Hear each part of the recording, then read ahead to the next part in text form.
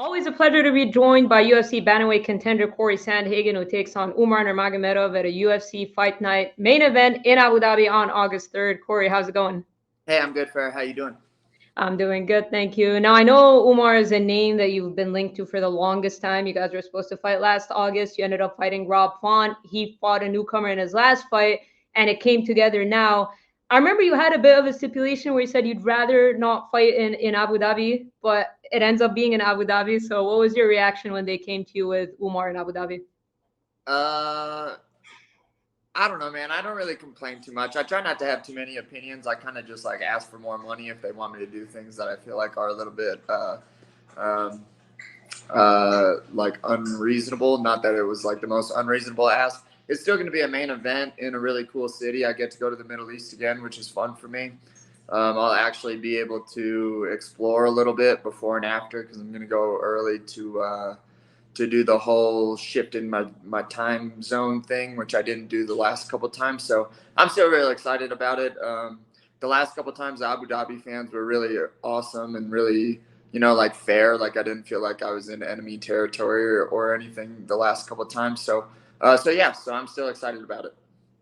Well, yeah, I wanted you to clarify that because I know people often when they read those type of headlines, they understand it incorrectly. And you fought in Abu Dhabi twice before, I believe, and you've built a fan base over there. They definitely know who you are. You had two great fights over there, and like you said, I'm from the Middle East. I know the Abu Dhabi crowd specifically. Maybe other areas in the Middle East wouldn't be so chill, but the Abu Dhabi crowd generally, like they're just excited to have a fight like that of that caliber in the event. So it's not so much like a hostile territory so much, right?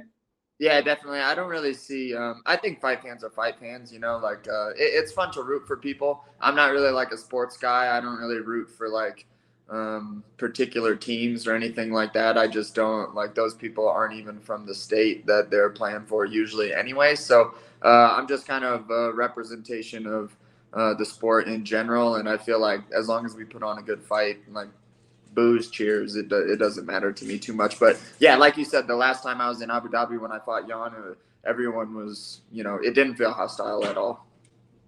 And when you say you plan on going there early, are you talking about Abu Dhabi straight or Dubai? Because there's a lot of training, a lot of gyms, a lot of fighters that are constantly in and out of Dubai. It's kind of become an MMA hub in its own. So, have you been in contact with specific gyms? Have you planned out what you want to do exactly, whether it be Dubai or Abu Dhabi? Not yet. It's still a ways away. So I'm still kind of asking around as far as what they like, what's like a good time frame to go early at and when's not. So yeah, I'm still asking around and figuring it out. But yeah, I mean, it's not going to be like a month early or anything like that. It's just going to be a little bit early. But yeah, my plan is to fly into Dubai, stay there for a few days, and then when we got a kickoff fight week, head over to Abu Dhabi. Yeah, you'll find plenty of gyms and fighters and people to train out there with. I'm pretty sure. Let's talk about the fight itself. Do you? I mean, looking at the rankings, I know a lot of people are like, "Why is Corey accepting this fight? Big step up for Umar." Perhaps some people feel like he doesn't deserve the opportunity. Yada yada yada. But looking at the rankings, do you feel like there were any other options, or do you feel like the Umar fight makes sense for you? Yeah, I mean, there were no other options, and then I don't. I guess I don't really.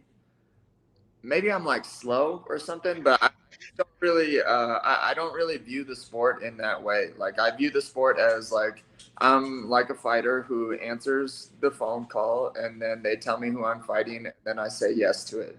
Like outside that, I don't have too many opinions about anything. Like if it's a big challenge, like the bigger the challenge, the better for me. And then Umar definitely is a good fighter. He's like fairly experienced as far as like how many professional fights he has. He comes from a really good camp. He's got some guys in his family that are doing obviously really well too. So I mean, he doesn't have many fights in the UFC. Like, is he deserving? Is he not deserving of someone way way high up in the rankings? Like, I don't really have an opinion about it.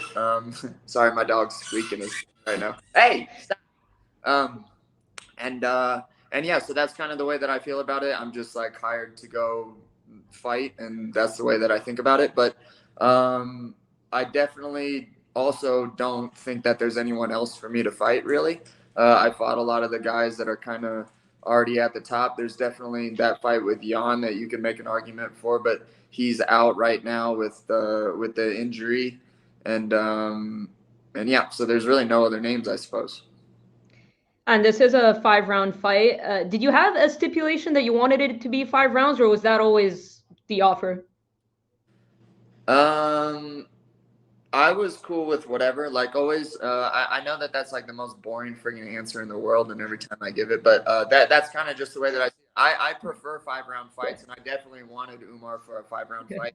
I think that I'm the type of guy that does better in a 5 round fight, being that I do think that I've really figured out the pace that I can fight at for 25 minutes, and I think that it's a much higher pace than what I think most people can handle. So. I like 5 round fights. It also gives me time to make adjustments. I'm very good at making adjustments. I like being like the strategist guy. So the more information that I can get as the rounds go on, the better I think that I'll do. So and then like 5 round fights, they always favor the experienced guy. And going into this one, I'm definitely more of a veteran than Umar is.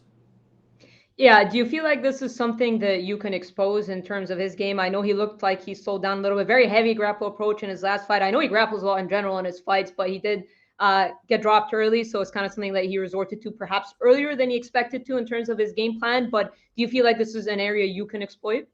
Definitely. I think that Umar is like he's definitely a really good grappler, but the way that he grapples is so like energy exhausting. And I know that I'm a really hard guy to hold down, even if you do get down, and I'm gonna fight like hell when he does shoot in too. So um, I think that guys that wrestle like that and grapple like that have a vulnerability in that I don't really know how long you can do it, and I don't really know if you can do it longer than me. Like I always go back to when people bring up my grappling on the defensive side. Like there really isn't a time that I've been on my back for longer than 10 seconds in any of my fights, other than the Aljamain Sterling fight. So um, I feel really adequate in handling all of that. I also know that I'm a very, like I said earlier, just a really good at using my energy and going into fights very, very conditioned. So yeah, I think that that's a vulnerability. I just gotta like keep my ass moving the whole time.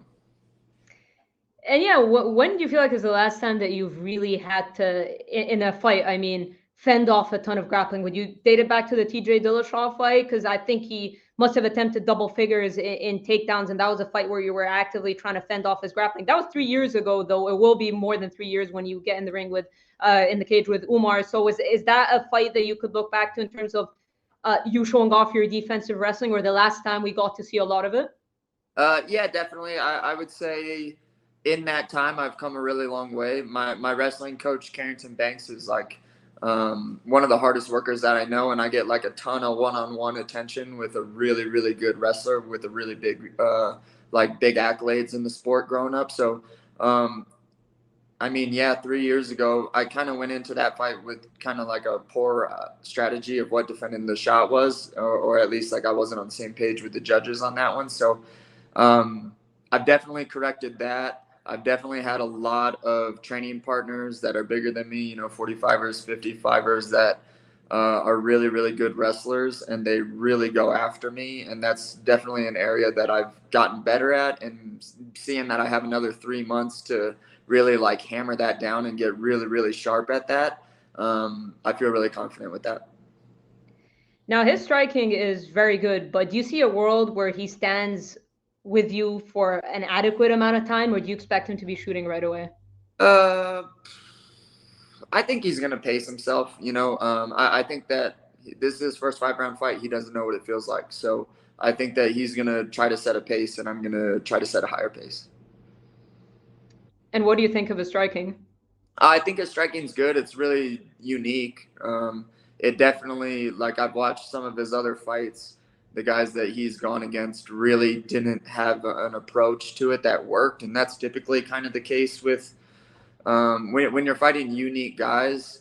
Sometimes you can fight them straight up and just be better, but a lot of the times at the top, you need unique answers to a lot of the things that they're doing. So um, I'm hammering that down too. So I had a lot of the answers figured out last time. I think that I'm going to go into this one even more prepared than that, a little bit sharper, a little bit more precise. In the time off, I've had a lot of time, obviously, to get a lot better at a lot of the things that I wanted to get better at. Also did like a lot of, reflecting on the second half of my career and what I want that to look like. And that's been a really inspiring and motivating thing for me too, because I want to accomplish everything really badly that I say that I want to. And I want to be one of the most unbelievable fighters that anyone's ever seen in their life. And I'm really, really motivated that I only got 5 to 7 years to do that left in me. So I've been like mega, mega motivated to do all that, even in this time off while I've been injured. When you say the word unbelievable, what do you mean exactly by that, by wanting to be an unbelievable fighter? Yeah, I want it to be something that no one's ever seen before. I think that right now everyone is, or at least like the best guys in the world are really good at everything. But I want to have like such a connected game, because I still do view the MMA world and the sport as very in its wild, wild west days, like maybe towards the tailor end of those, but no one has the like solution to a lot of this stuff. They have like really good kickboxing mixed in with really good wrestling mixed in with really good jiu-jitsu, but sometimes the puzzle pieces don't look like they fit in a perfect manner. And when I imagine what it is that I want to be at the end of my career and what I want the next few fights for me to look like, is I want it to look so put together and like buttoned up that no one's ever really seen a fighter like that. So I want it to be, something that just is out of this world, like something that people can't imagine. And I have this thing in my head where I can imagine the level of fighter that I'm really, really striving to be. And it's something that no one's ever seen before. So if I run out of time, I run out of time. If I get old, I get old. But that's the pursuit that I'm on for the next few years. And I know your last performance was dominant. You weren't very happy with it. You got injured in the fight. So how do you make sure it's dominant? Because obviously, as a fighter, you want that, and also the entertainment value. Do you feel like sometimes it's hard to get both? Not usually. Usually pretty good. I think that was kind of the only one dud fight that I had, and I think that I have a pretty valid excuse for it. So, usually that's not something that's even on my mind. There is this piece where when you do come out with an outcome that you don't want, which, in this case was I wanted people to enjoy themselves while watching that last fight, and I didn't get that as much. So, when you get an outcome like that, it's really easy to overcorrect as a fighter and go completely in the other direction and just be like, ah, shit, like it wasn't enjoyable. Let me do stupid things so that this thing is really enjoyable. But then if you look at my track record, that's never been a problem. The injury was like really significant, so I got to give myself a little bit of leeway in that, even though I'm not really the type of guy to do that for himself. But that's like the realistic piece in me. So no, I'm not going to overcorrect. All of my fights are typically very exciting. So I'm not going to overcorrect and come out and try to be, like a capoeira fighter or anything like that. No, I agree with you. I agree with you. But that being said, the way Umar Nurmagomedov fights, it can be frustrating because if he implements a heavy grapple approach. So, are you kind of mentally preparing that it could not be a very entertaining fight? Do you think about that at all? No, he won't be able to hold me down.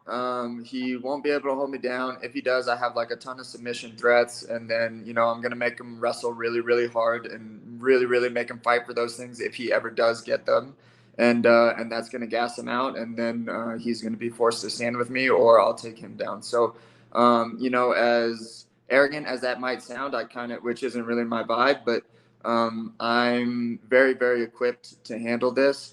When you look at even like a fight recently, like Pantoja versus Usyk, that fight could have been very boring had Usyk not been such a good grappler, but he is a really good grappler. So that fight was really exciting. So it's not like it's going to be a dud fight because I'm going to be laying on my back. One, I would lose that way, so I'm not down for that. And then two, I'm just like, I'm just like I'm not down for having boring fights either. So, and he doesn't get to control that.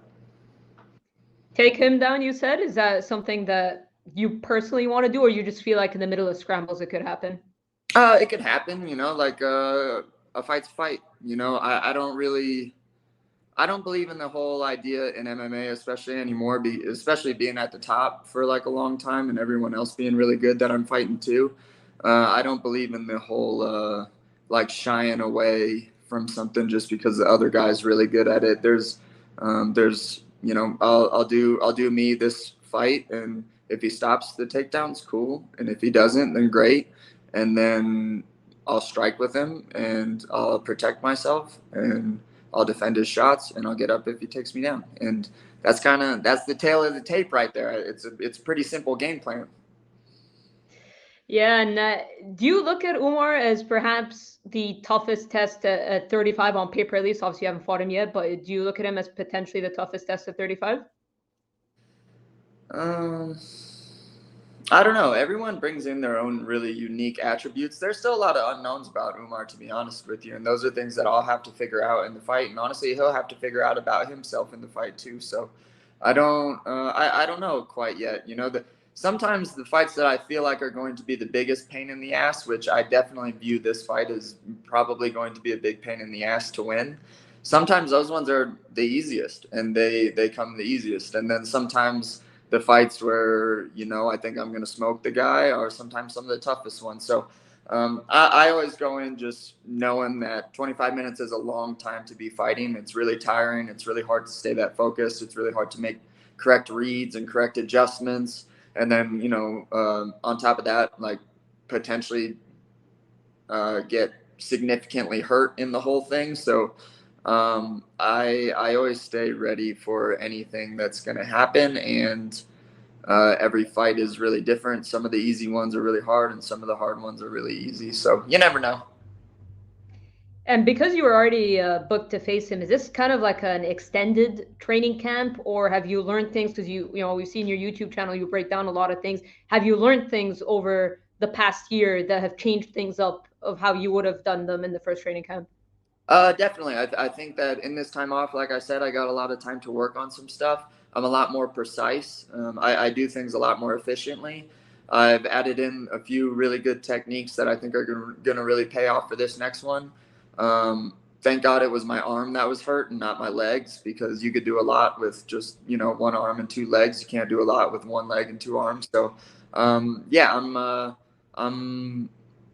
I take notes on everything too, which is really nice. So I can look back and kind of look at all of my notes going into this and be like, hey, this was working this week against this style. I have a lot of good training partners too that can give me that look, both striking and both wrestling. So I can look back at my notes and be like, hey, this was working, this wasn't working. So I have a ton of notes on the previous camp too, which I think are definitely going to pay off.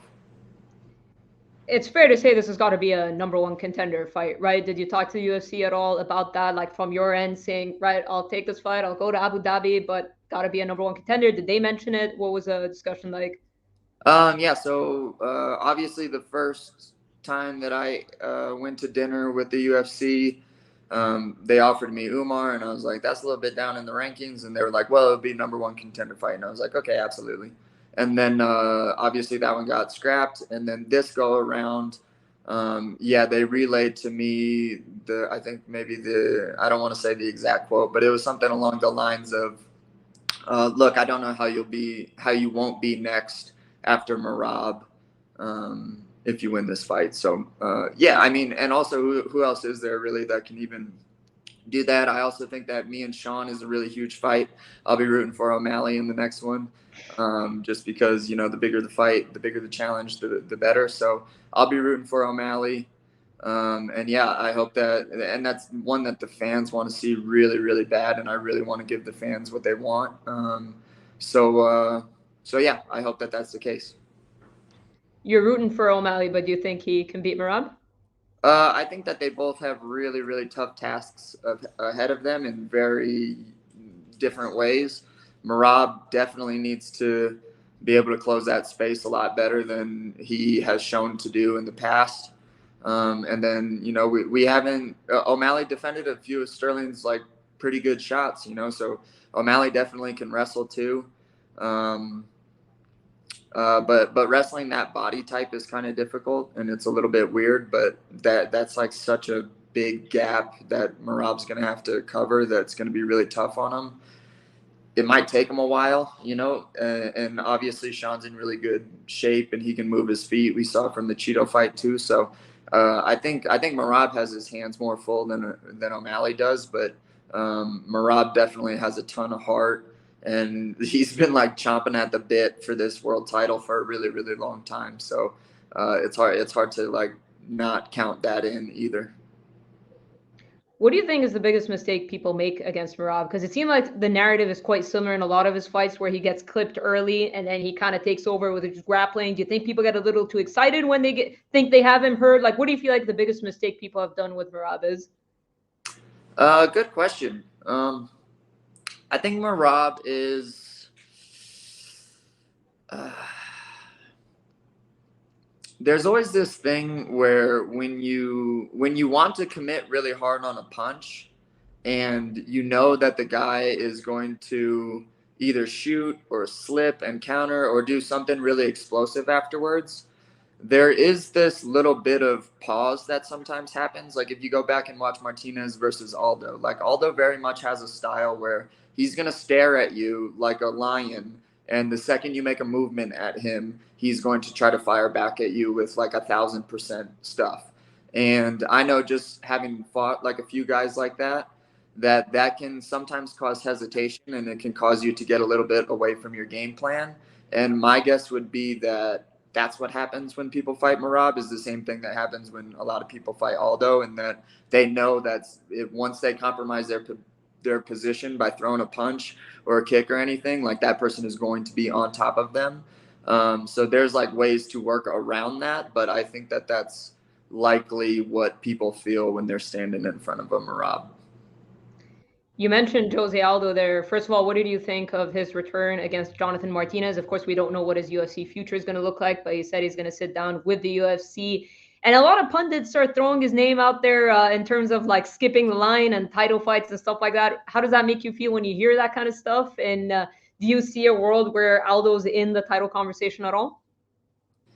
If O'Malley wants to call out another like easy fight, to be honest with you, not that Aldo's like the easiest fighter in the world, but he is like much past the age where most people start doing well, and that's just kind of like facts. I don't know, man. I think that there's no way that O'Malley and I don't fight after this one if he wins and I win. You know, like I just don't see it. That's what the fans want. I think that that's what the UFC wants. I think it's a giant fight. It's just something that everyone wants to see. You know, like Aldo's been out of the picture for a really long time.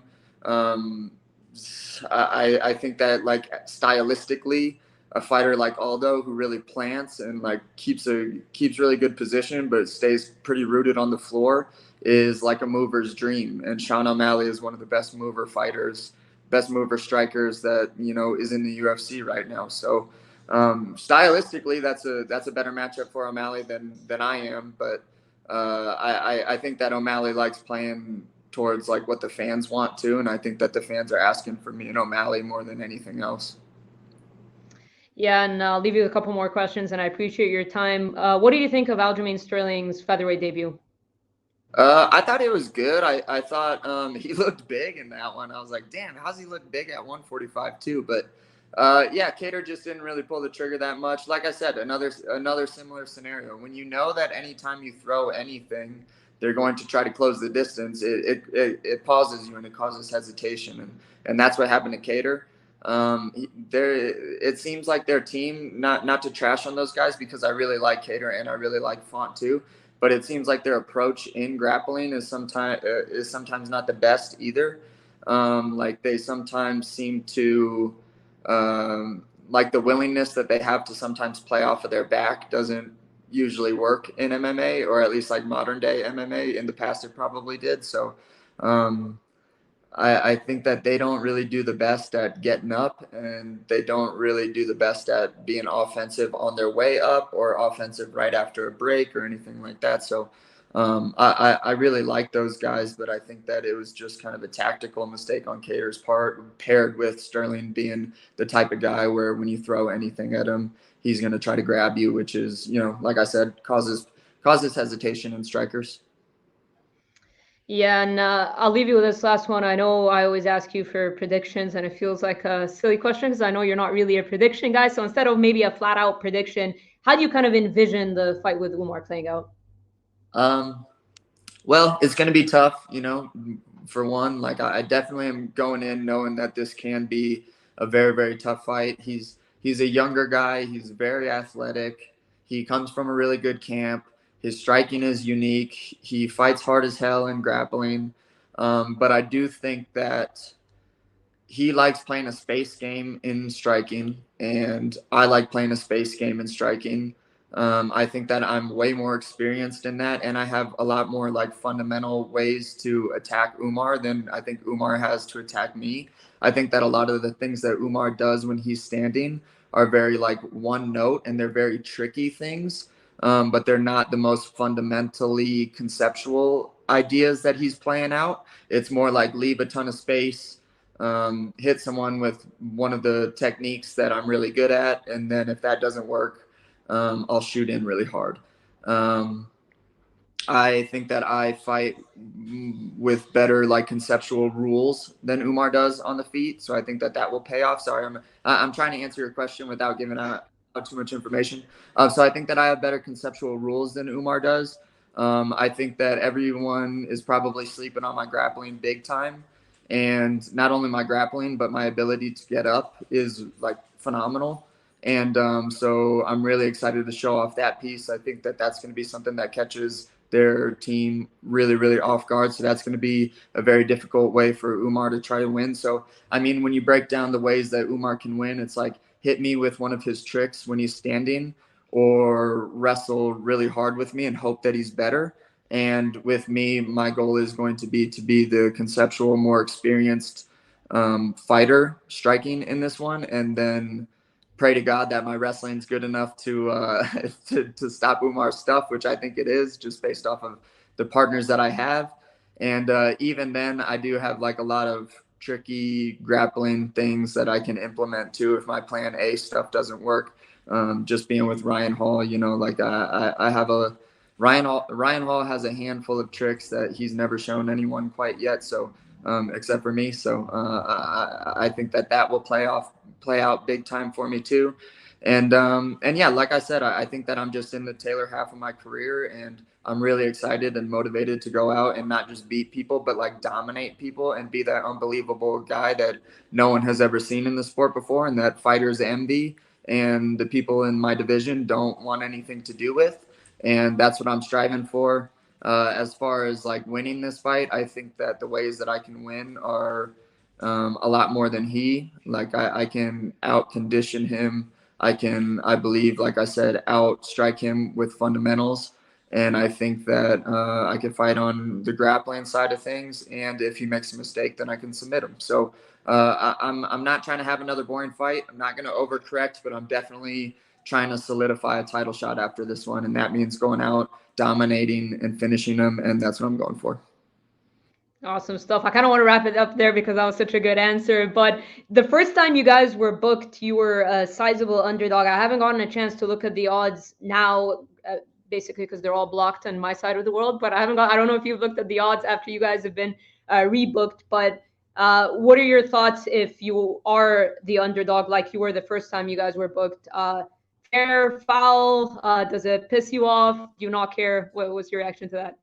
I don't care. Honestly, no one really knows anything about MMA anyways. Not to be like a jerk. And when I answer questions like that, I don't mean to sound like I'm being like a weirdo, but like my bar of things is much different than like other people's bars for things. Like if I say that you're good at something, like that means that like you're top tier, like 1% in the world at something.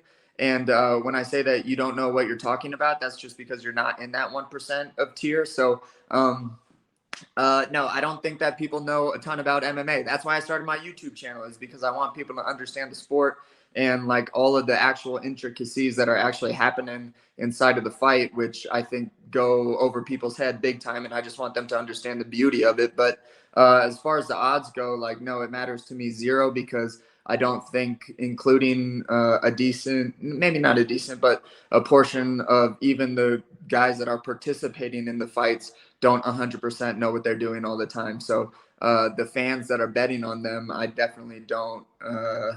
I don't weigh in their opinions at all. I hardly even weigh in my own opinions with anything at all. So, so no, doesn't bother me at all. Yeah, I mean, listen, they do the odds thing in the middle of fights. Like after round one, they can go crazy, like minus 450 for someone to win, and then they end up getting dominated in the round, and then it flips and over. So I get you when you say that. The odds do get a little crazy in general, but I see what you mean. Cory, I appreciate you taking the time. Thank you so much. A lot of insightful stuff. Check out Cory's YouTube channel. He does great breakdowns over there, and much looking forward to the fight. Hopefully, I'll be able to go out there in Abu Dhabi if I get the chance to. So thank you for the time, and best of luck on August 3rd. Cool, right on. Thanks, Farah. And then last thing I'll say is I'm horrible at picking fights too. So go wrong all the time. Like, hey, we're in the same boat. That just goes to show that I'm proving my own point by being the best example of it. So yeah, I appreciate you, Farah. Peace out. Have a good one. Maybe I'll see you in the Middle East. Yep, right on. Thank you, Cory. Have a good